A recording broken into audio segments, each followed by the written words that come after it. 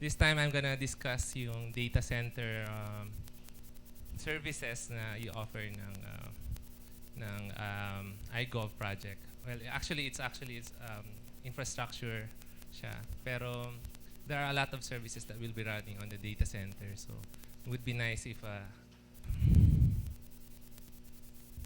okay, what we envision. So what do we envision for the data center? No?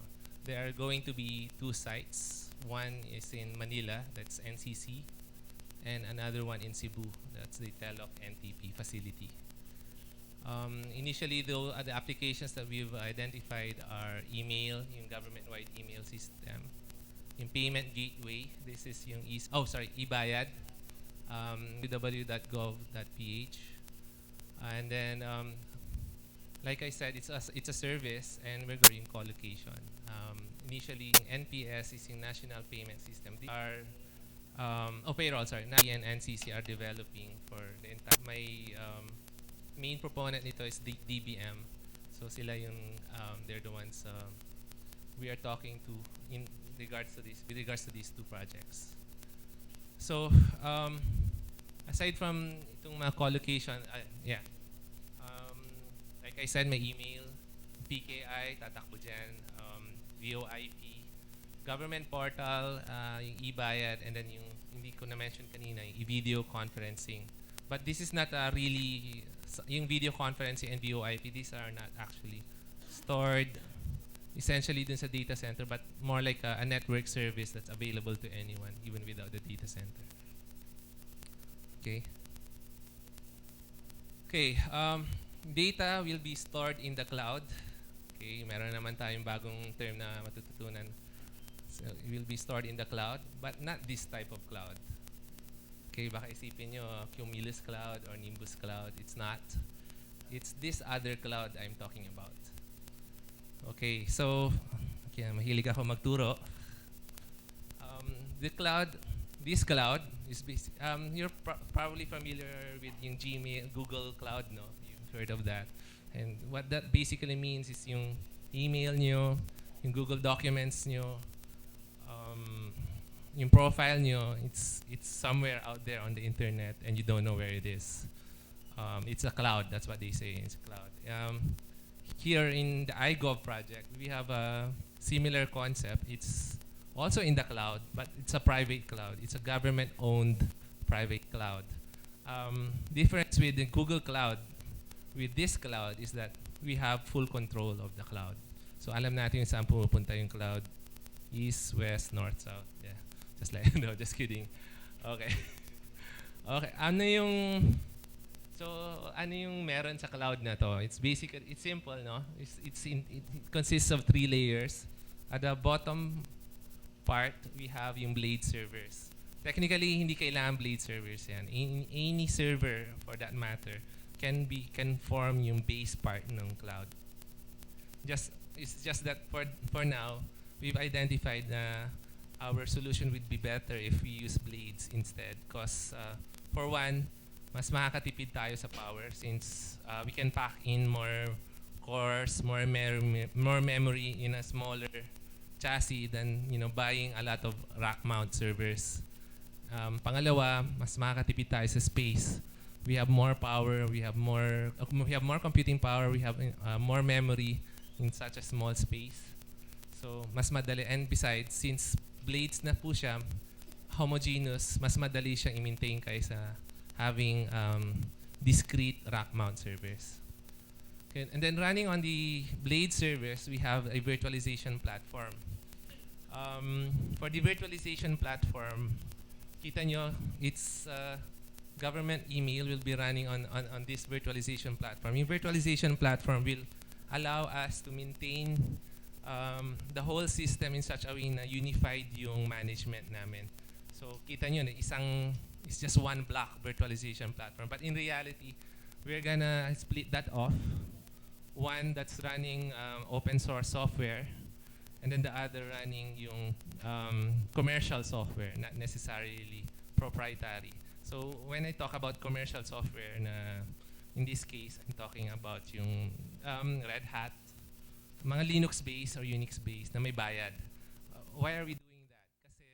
Kasi some of the applications require support, maintenance, and enterprise features that we can only get through yung mga commercial software.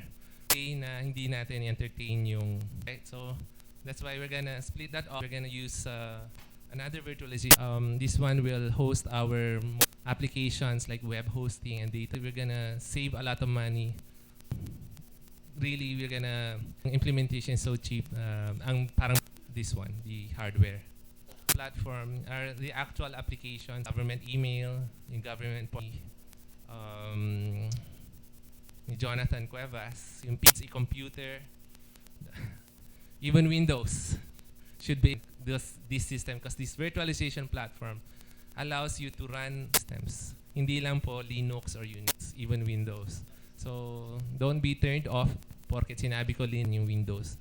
But I'm just saying if you can avoid it, it's let's avoid Windows altogether. For obvious reasons, of course. Some features. Tier 3 siya. Terms there are different. Tier 4 is yung highest na dual lahat, dual power, dual uplinks. It's almost impossible for the data center to go down. Unfortunately, masyado mahal po yun. So we're just gonna gun for tier 3 lang muna. So what does tier 3 entail? It means yung mga, we will have dual network entry. This means yung dalawa. So that. That's the amount of lang allowed para mamatay siya. Okay, in Cebu. Both mas maganda kung dalawa po yung data. The first will meet na yung mga bibili namin little or zero. Bibili nyo na server para pag-installan ng open source. Okay, ano pang meron sa kanya? Disaster recovery. Right now, yung dalawang data centers, it's going to be configured in such a way na every data that's on the main data center, it will be synced to the tell-off data center. And automatic po yung failover niya. At least sa data. At least we're talking about yung data. So we're secure na. What's the worst that can happen? Nasunog yung main data center. We are assured na meron tayong backup ng data. Like I said, it can be availed by other government agencies for their disaster recovery and redundancy requirements. And it's going to be managed and controlled by DOST ICTO. This implies 24/7 operation, so hindi na pwedeng 8 to 5. Especially what's most critical here, dalawa, yung PKI and government-wide email. I know for a fact na pag hindi nyo ma-access yung email nyo, medyo grouchy yung mga tao. Pero hindi na ata totoo rin yun, Facebook na ngayon. So if you can't access yung Facebook, people get grouchy. So, okay. Two options being considered for the maintenance part, operation and maintenance. Una, in-house, meaning NCC, DOST, ICT, or NCC will be maintaining it, or the other option is to outsource it to a private entity. So there is a business opportunity here. So if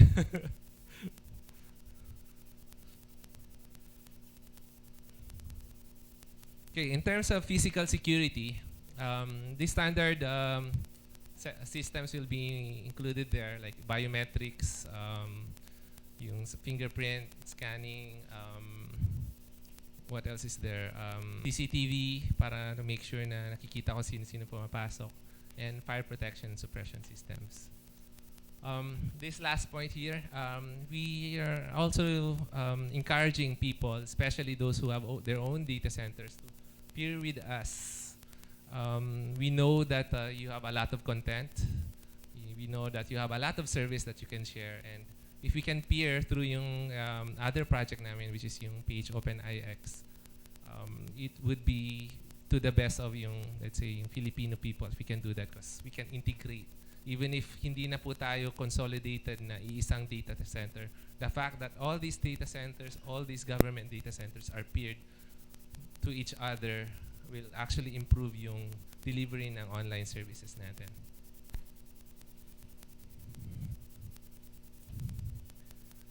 Well, basically, yun lang yun. It's very simple yung data center namin.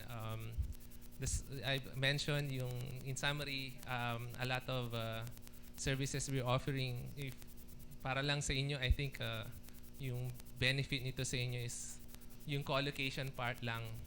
You don't like Sir Dennis mentioned in his presentation. If you're thinking of setting up your own data center, you might want to rethink that option and maybe just co-locate it with us. Di nyo na problemahin yung kuryente, yung aircon, yung physical security, yung network security, pwede din po yun. We can do that for you. And then, so that's it. Yun. Okay, thank you very much.